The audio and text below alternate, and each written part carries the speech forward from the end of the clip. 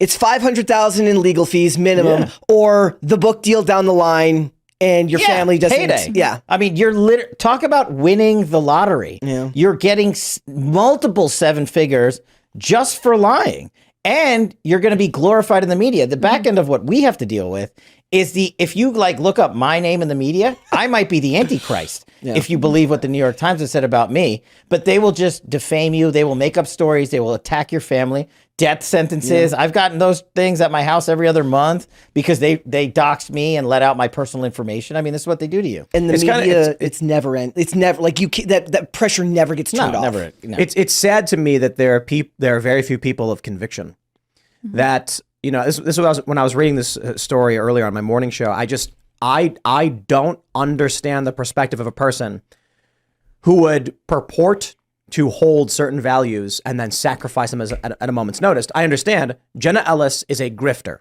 Sidney Powell is a grifter. This is what they are, right? They said all these things they clearly didn't believe. Because the question I have to ask people is like, are you religious? Yeah. Christian? Hindu. If you were forced by a court to renounce your faith, otherwise you go to jail, would you do it? They go pound sand. I'll go to jail. Right. And I'm like, the reason I bring up religion is because this is something that people truly feel as a conviction they cannot sacrifice. Yeah.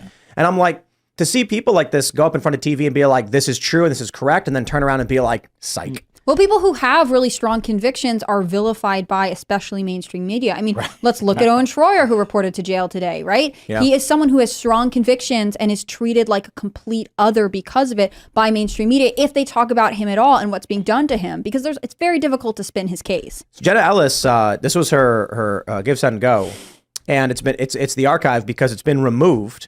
She raised $216,000. This is an archive from earlier today.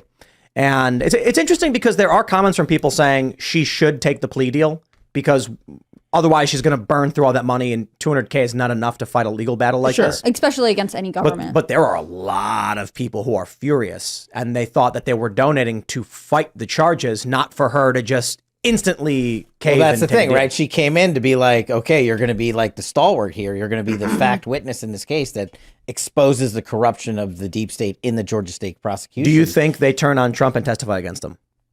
That's the deal they have to sign. My question is, that's in every plea agreement, no matter what. What people don't realize is when you sign a plea agreement that says I'm pleading guilty, you're saying you're cooperating. Yeah. I've done 1,001 plea agreements, every one. Whether you actually do down the road, 99% of people never do because it never comes up. But the substantive question for folks like her and Sidney Powell and whoever the other person is what do they have on Trump?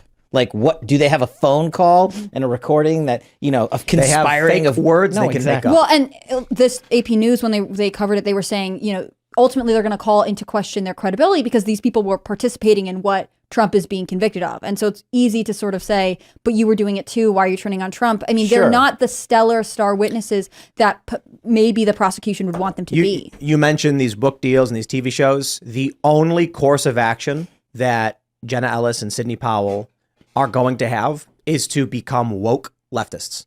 Well, they're on their way. Neolibs, because they cannot show their face. Oh no! In a Trump rally, they get tomatoes thrown at them. Boo! Well, I mean, figuratively, they get to be the talking head conservatives on The View and CNN, and talk about like Cohen. They're going to be like Cohen. It's I was so wrong. No, it's like you were talking about. Specifically these three people. They're in it for the attention. They're not in it for the convictions. It reminds me of like 85% of the people that are in Congress, literally. They're there to get rich, to get famous. They don't care about their convictions. Oh, I'll pass this budget deal today and I'll sell my soul tomorrow for you because you're a big lobbyist and are giving me a 7-figure payday. I mean, these people have made a career in D.C. out of these boondoggles.